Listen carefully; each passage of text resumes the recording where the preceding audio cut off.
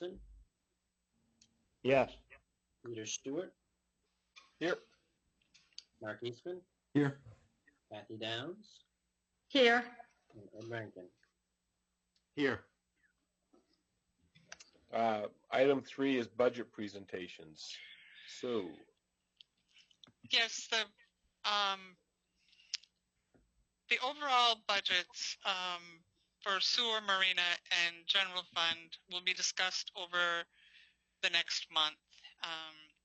Our sewer treatment budget, the primary increases in that budget relate to a proposed 10% increase in our contract with Maine Water, as well as the cost of living raise for our one employee at that plant.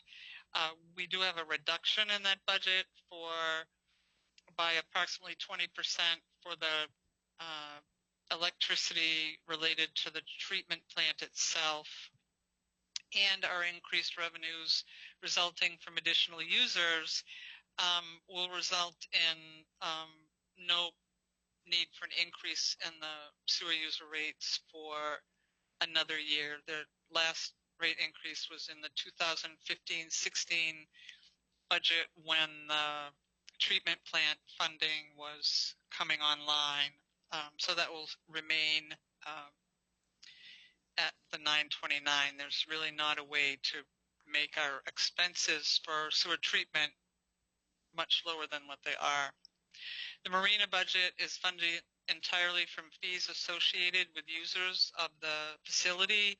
That facility plans on opening June 1st, which reduces the season by about 15 days. The budget for 2021 is slightly lower than for 1920. There are some added slips based on float reconfiguration that will be available. As we learned at the last meeting, the seasonal slips are booked for the coming season.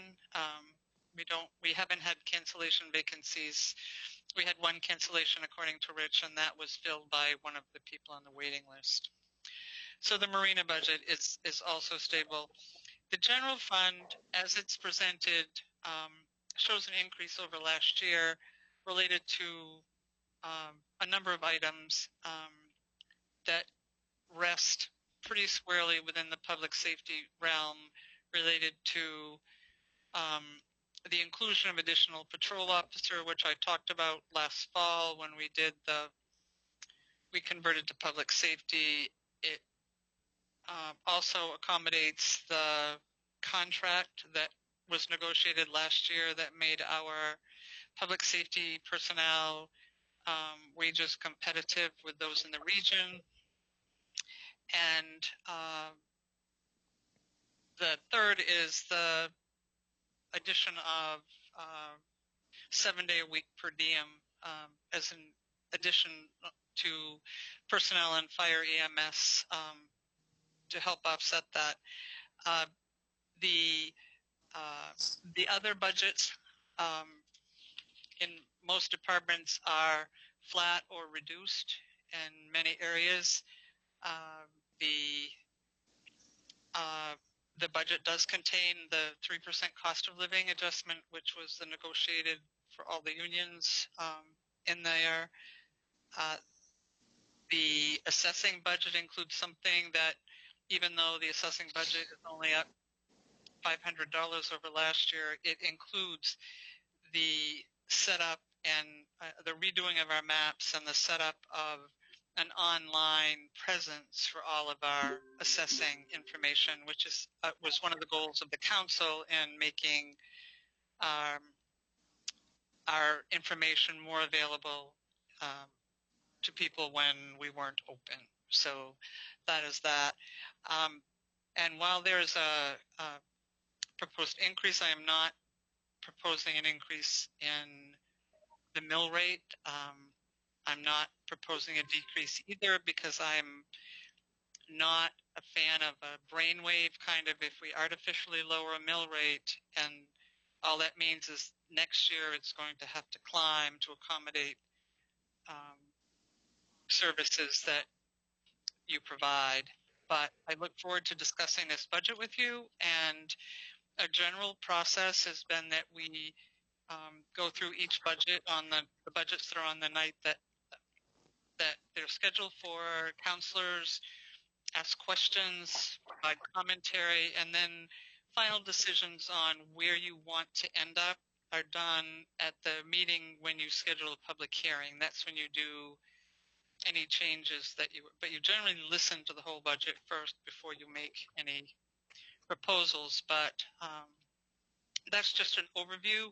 I haven't done my traditional PowerPoint because I'm not sure of how to present that in this format where anyone could see it or it would be meaningful. I think that in putting that forward, that what I can do is put it online with all of the rest of our documents that are anyone who's watching. All of our budget documents that will be discussed are in two places on the town's website. One, they're under the 2021 budget item on the front page, and then if you look at all the different council meetings that are scheduled, those meetings also have the files of budgets that will be discussed on those particular evenings so that people can, if they're watching, follow along, so to speak, with what we're doing, because I don't have a way to do what we normally do, which is sort of try and put it up on a projector or do that kind of thing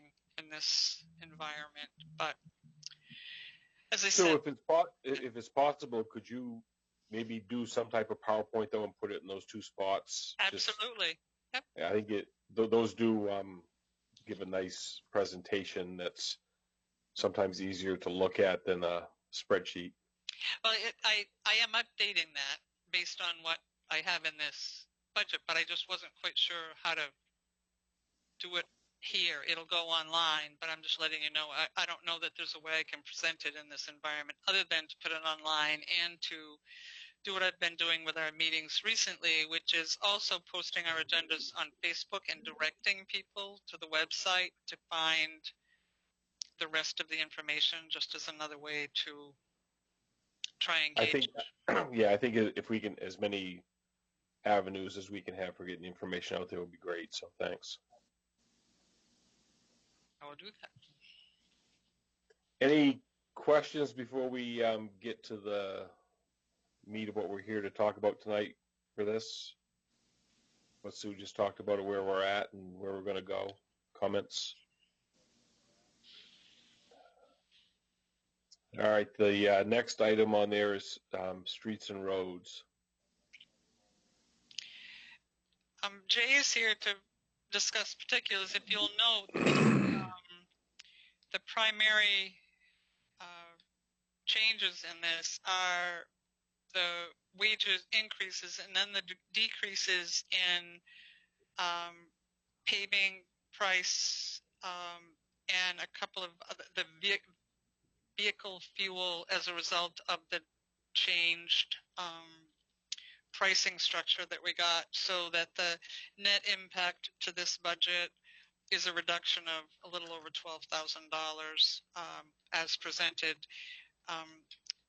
Jay can answer any questions. The cost of gravel for the proposed road project, if you do that, would come out of that, the money that was part of the approved by the voters for that went along with those roads. So that is not included in here as a cost item. And the first payment on that bond is also not included in this budget, because if the work is done and we pay it after July 1, the first bond payment won't be due until July 1st of 2021 instead of 2020. It'll be a year out from July, so that there would not be a budgeted bond payment in this year for that, for work, if you choose to do it on roads when you consider those bids next week.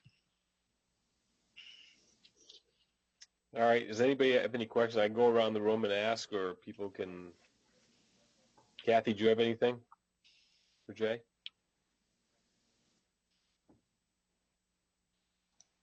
I don't have anything at this time. Okay. Jim? Yeah, just, item, 96, guardrails and banners.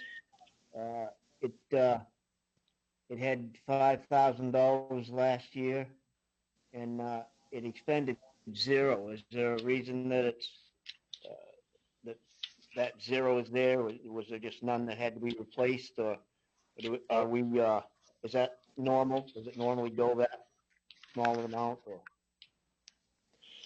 That has been the amount that has been set aside in the budget normally.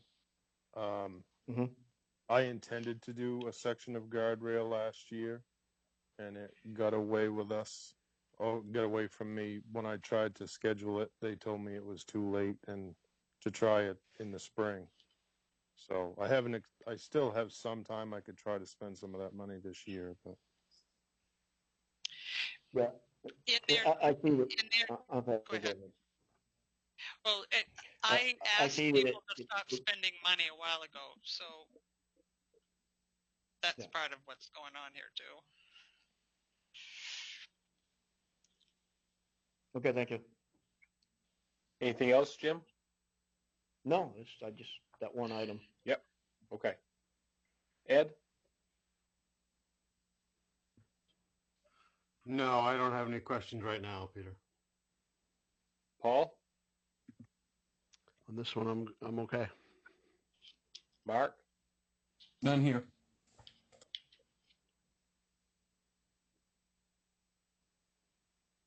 All right. Danny? I'm good, thank you. All right.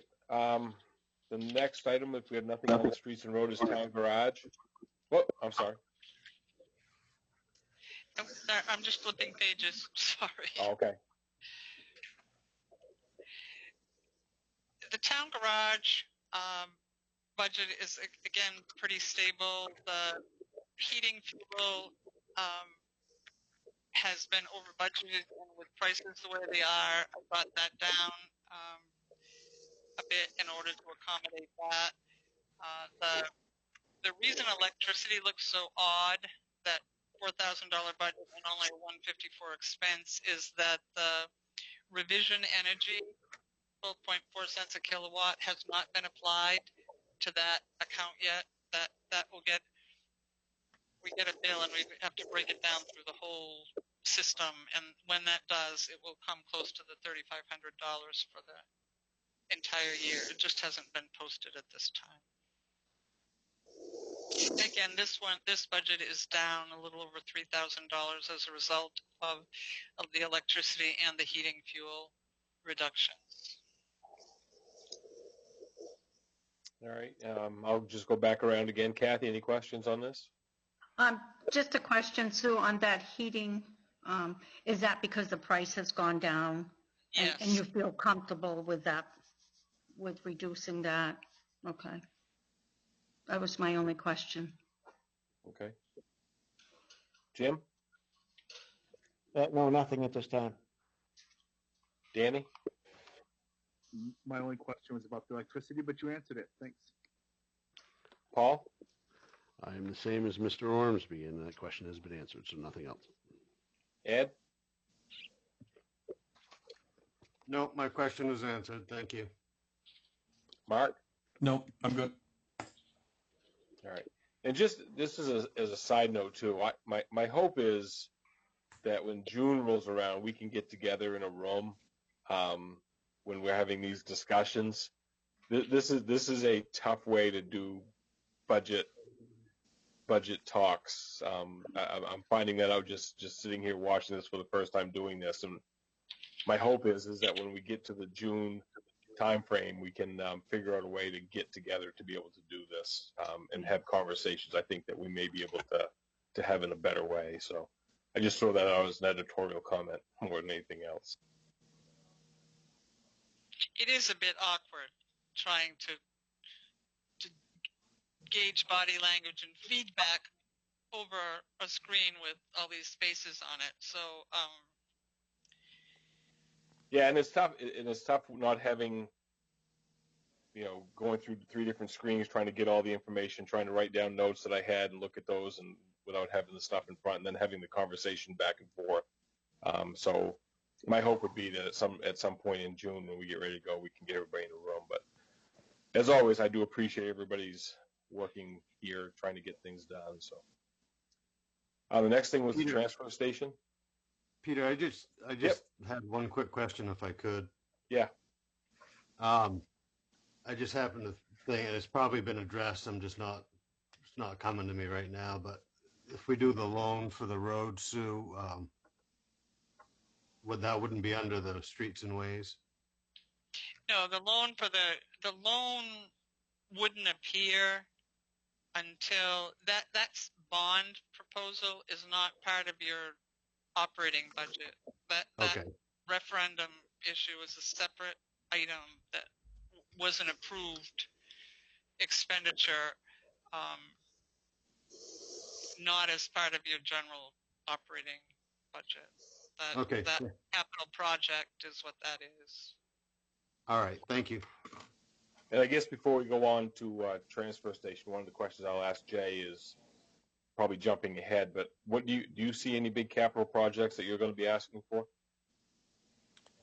For how far ahead are you thinking? Well, for this year coming up, for one. Oh, for this year, no. Not just anything No. beyond the roads that we're working on as far as that bond. The trucks and things like that were in good shape. Capital improvement budget's coming up. The only thing that I had put on that budget was to talk about a street sweeper. Okay.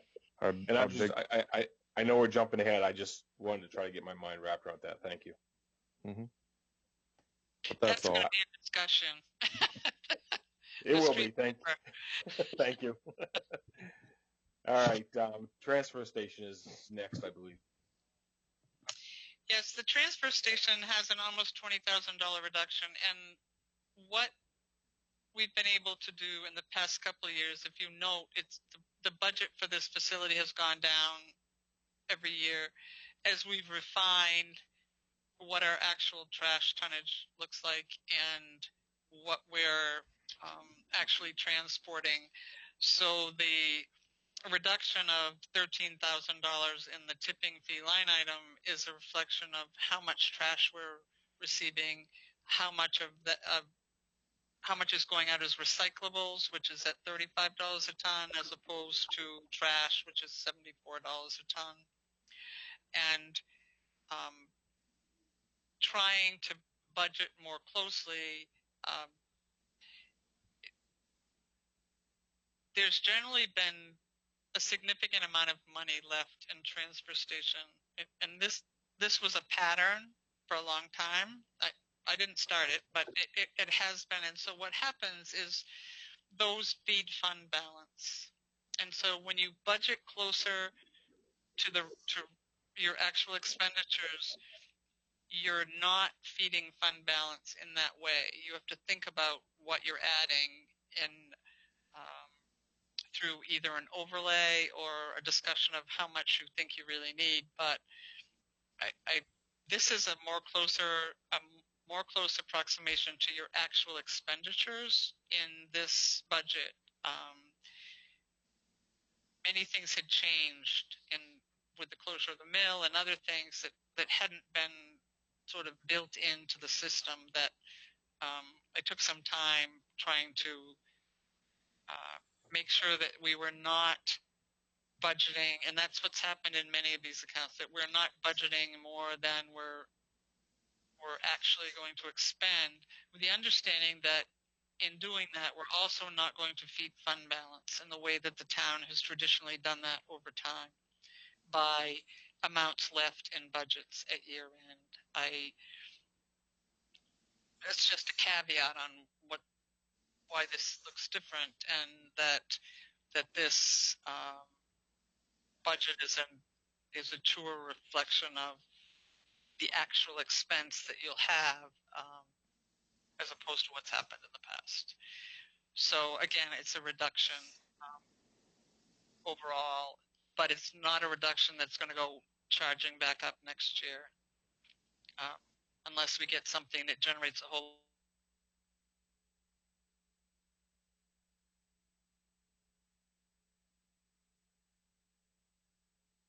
And the things that have been redone, such as this, are sustainable changes. But I just give you the caveat that it means that you won't be feeding that fund balance in the way that the town has traditionally done it over time. Around Ed, anything?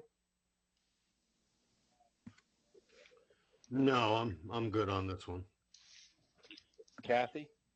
No, I'm all set. Danny? All set, thanks. Jim? Yeah, nothing. I have nothing.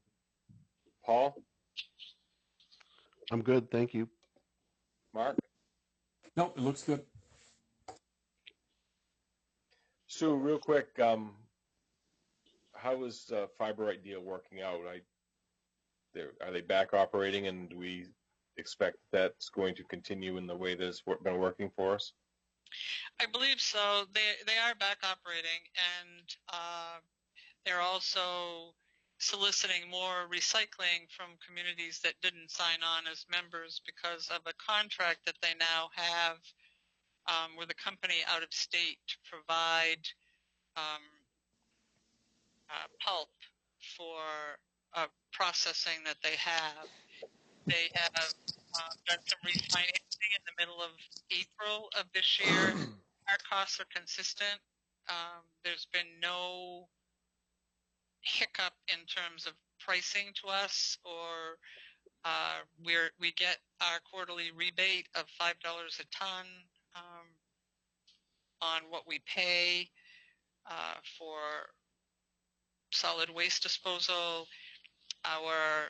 We retained our zero sort, and that saves us $30-odd a ton on what we send as recyclables there, instead of sending it all as many communities have decided to just send everything there as waste because they're going to recycle as much as they can anyway. But the way that we do it saves us on the 300 or so tons of recyclable about $30 a ton or a little more. So that has stabilized somewhat.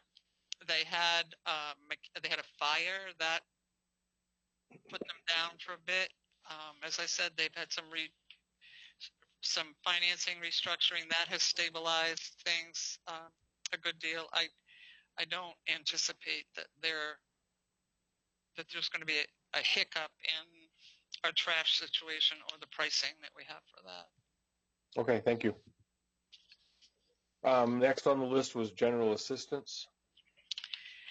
So our general assistance is a state program administered locally, and the town is reimbursed 70% of the cost of that program.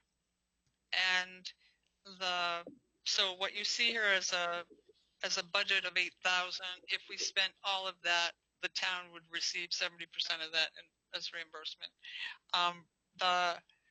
The rules for that program are so stringent that people with virtually any income or assets don't qualify.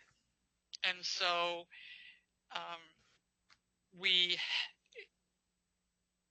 you can see over the course of this that there was 1 year in which we expended $9,000, and much of that was related to one case that ended up being a reimbursement over time because it was waiting for Social Security determination in order to, and then the town gets the money back through that process as well. But it's consistent. Through 1920, we have not seen an increase in general assistance applications in the past 2 months. That hasn't happened. I've been tracking to see if and we haven't. Okay. So, and I don't anticipate that that's going to change in the future because, as I said, the issue is that the limits are so low for income in order to qualify that people with virtually any income have a really hard time qualifying for this program. All right. Mark, any questions? No, I don't. Paul? No. Kathy? No, I don't, thanks. Danny? No, thank you. Jim? No. Ed? Nope. The only question I have, Sue, do you see the state changing that funding formula at all? Well, they changed it. Time flies and it all runs together. 3 years ago, maybe, it was changed in one of the last 2 years of the LePage administration. It was changed from 50% up to a certain point and then some other percentage over that because many of the larger cities in Maine were having huge expenditures, and if you remember that discussion at the state level on that, the outcome was that it was 70% for communities of a certain up to, and we never get over that that milestone. We couldn't, but I guess I was looking at the other end of it. I do not see them changing it. No. You don't see the other end changing either. The opportunity to apply for it, I guess. Those limits changing. No. Okay. All right. No, they're tied to area and stuff like that. It's beyond this level Yep. in terms of what those limits get associated with. Okay. The next item is health officer. And that is the amount we pay annually to Val Sulia to act as our health officer. That hasn't changed, and I don't know when. It's been that ever since I've been here, but that's the annual stipend for Val if she's called in because there's a concern over. I know when our former code officer was here that he occasionally called her in terms of determining if a situation at a property rose to the level of a health violation or not. And she also is involved with the Bucksport Bay Healthy Community Coalition and works through their outreach with people in the community who have all sorts of issues. So. All right. Kathy, any questions? None, thank you. Ed? No, all set. Jimmy? I'd just like to add that she's also on the Senior Resources Committee. I have no problem with anything. Mark? Nope, no issues. Danny? Nope, all set, thank you. How many years has she been doing that? I don't know the answer, but it's Kathy. Do you have any idea? Gosh, I don't. Seems like forever. She replaced Betty Gray. Betty Gray was the health officer. Gosh, she's been there 10, 12 years anyway. Yeah, she does the Golden Shovel Award downtown and all that. Okay. She inspects sidewalk maintenance and is she's a presence in. She's in a the great community. lady, yes. Yeah, she is. All right, I think I got everybody. Yeah, I'm good. I think you said my name. And yeah, I'm good. Okay. All right, so that concludes our budget presentations that we had for this evening. As we go forward next week, Jacob, are we looking at budget stuff again, but at 7, correct? I'm not sure. That's a question for So, Sue.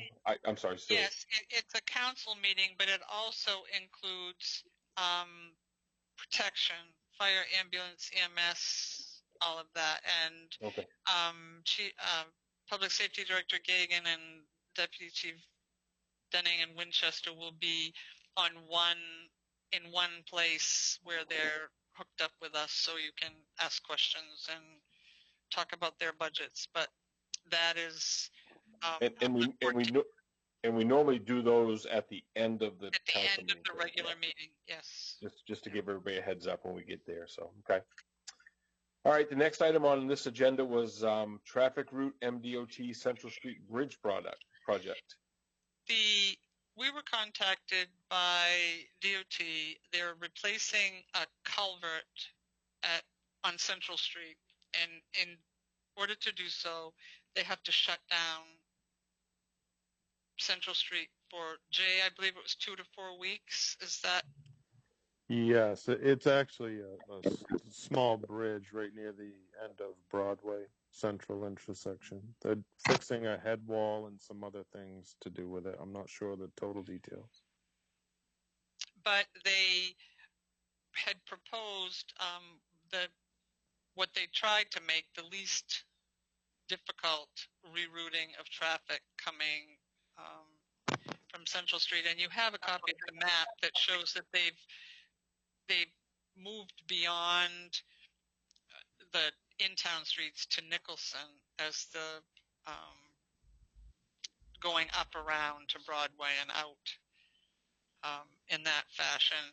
And it was also run by our public safety director, and his comment was that since there are limitations on that road, that the council should be aware and make a decision, that because I'm not sure what the alternative would be if they have to shut Central Street in order to do that. But it's an opportunity for you folks to weigh in on what the alternatives might be if you don't see this as a good alternative. When were they starting this project, Jay? Do you know? They told me, I spoke to the gentleman from DOT, it's been a couple of weeks, and it sounded to me like they were going to be prepared to start in a couple, 2-3 weeks. So maybe in the next week or so, we might see some activity there. He asked my opinion as to another route to get down to Main Street. And the only reason I proposed Broadway and Nicholson is because I already knew that there wasn't going to be any school for the rest of the year. So we didn't have to deal with students walking and bus traffic. And other than that, there's really not a good route other than sending traffic down through neighborhoods, like down through Pine Street. They'd end up down at that little intersection by Ming's Garden, or down Bridge Street to an intersection at the traffic light that you can't even turn left if you want to. So pretty much Broadway and Nicholson was the only easy option for them to bypass. Jimmy? Excuse me. Oh, yeah. Is this a load limit road? There are no load limits in the downtown area. There was a restriction made that there was no through trucks to go through Broadway. And I believe it was Broadway and Nicholson. And that, I believe that was all related to the schools. And so the only reason I kind of went along with it was because I knew there was not going to be any school during the time that this work was going to be done. And I don't think there's going to be a tremendous amount of truck traffic going through there anyway, because anyone coming to town, once they realize what's going on, they can route and go either Russell Hill down to Route 46 and in, or could go out Millvale or something to get away from that.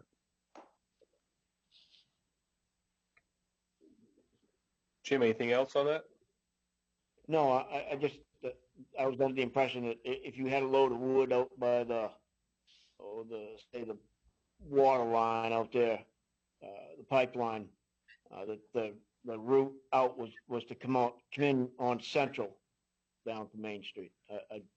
For some reason, I thought that was the way because Bucks Mills is shut off for heavy loads. So Well, I believe that got changed now when we had that talk back when was that? Last summer, last fall? That Last spring, actually. Yeah. last spring, yeah.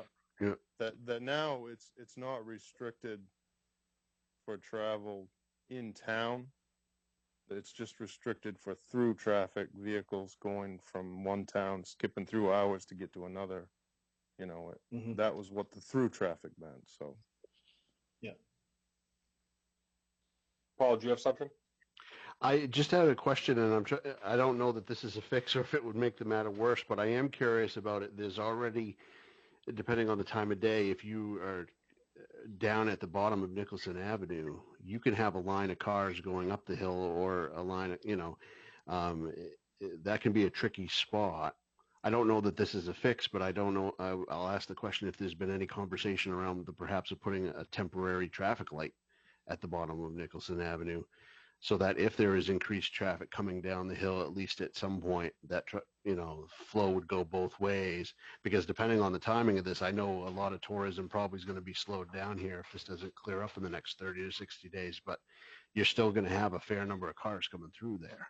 I just didn't know, Jay, if they had said anything about that. I don't see it on the paperwork. The guy that I talked to, the traffic engineer that was asking me questions, he talked like any option was on the table, but due to the actual numbers that travel down Central Street to get to Main when it's not school during the school year, it's a pretty small number on average. Because I guess there's been some sort of a study of traffic up on the end by the town garage, up in that end. And so I guess they don't feel that the impact it would make of congestion out on Route 1, it might not be worth, going through that effort. And we're not limiting traffic.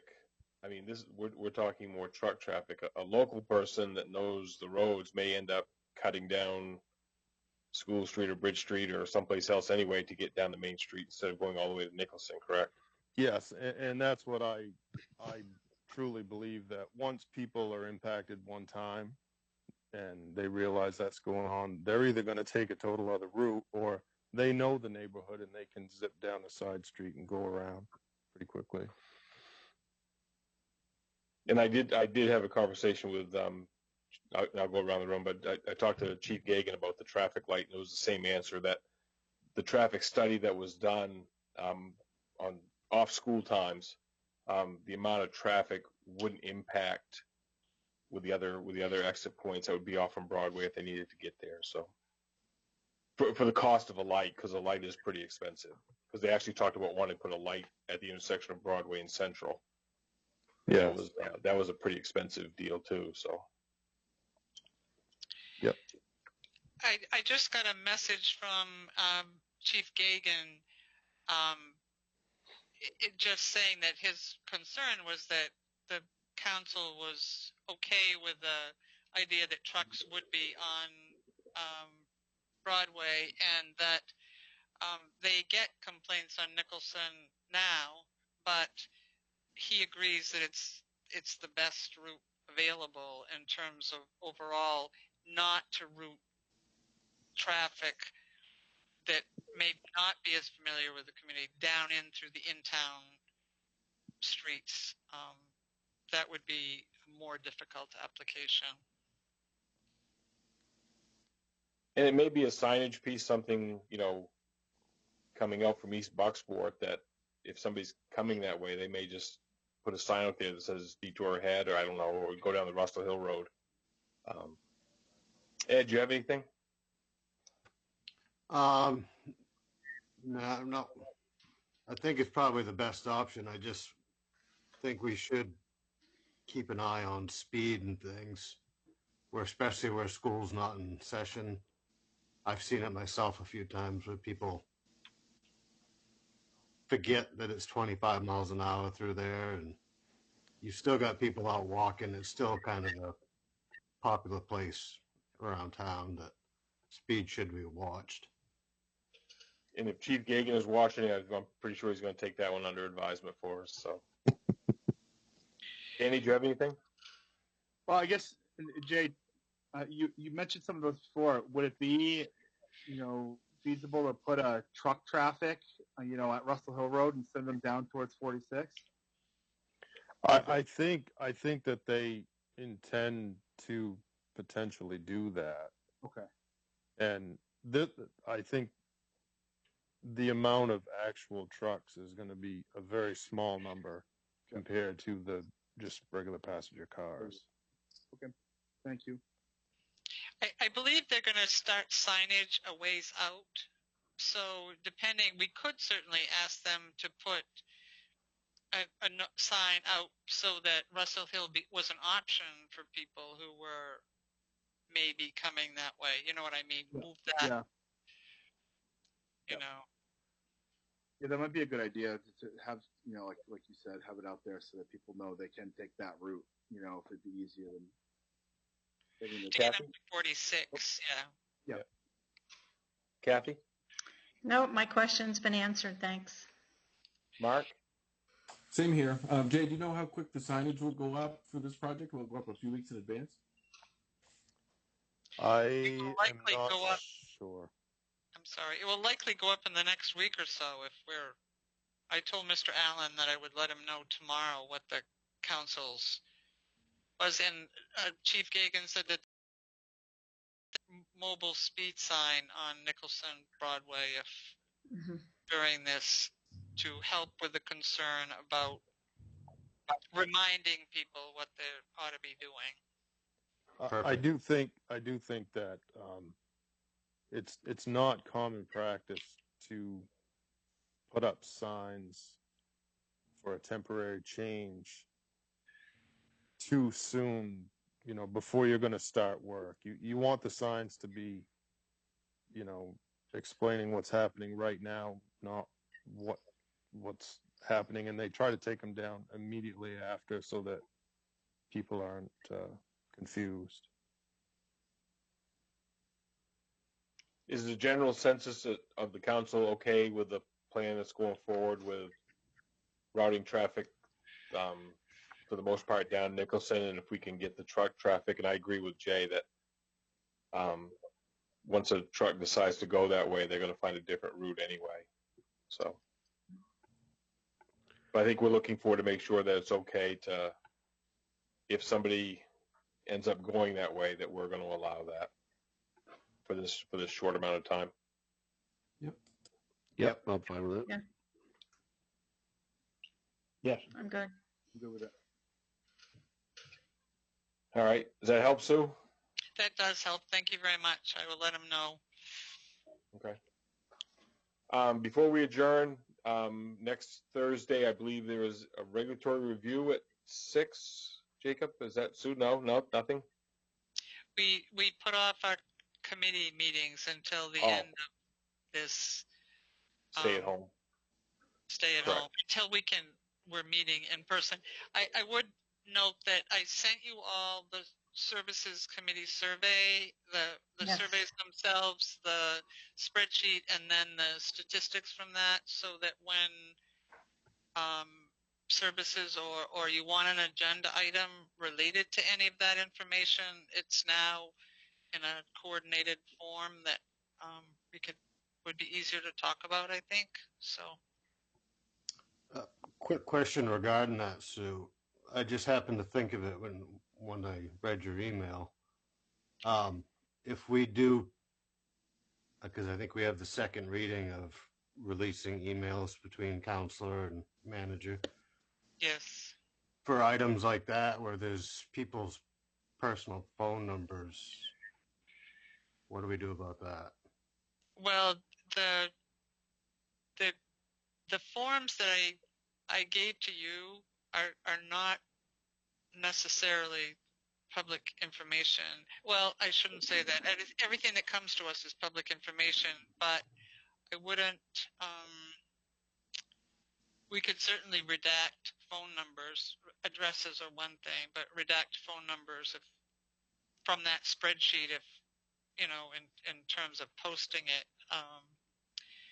I provided you all with copies of the surveys just so you could read everything that was written in terms of what people were thinking about in terms of repairs necessary, or even though there was a surprising number that didn't want anything other than the opportunity to volunteer. So yes, when we get to that point, it would, for publishing that spreadsheet, it would probably, that's a good point, redacting the phone numbers off of it would be necessary so that that information wasn't out there. And nobody has said anything to me. I can only imagine that some of those people would not like that if it was right on the town website. Absolutely. That's a good point. I had not thought of that. But certainly before when anyone wants that topic and that information on an agenda for discussion, I'll make sure that spreadsheet doesn't include, I'll just hide that number, that line on the spreadsheet when I scan it so that what you see doesn't include that information. Thank you, Sue. All right, so our next meeting will be at 7 o'clock next Thursday.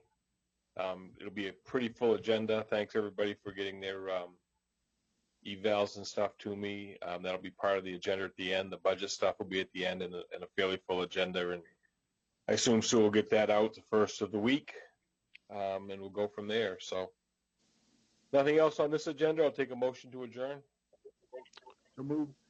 Second. Second. We have a motion, a second. Jacob, around the room for me, please.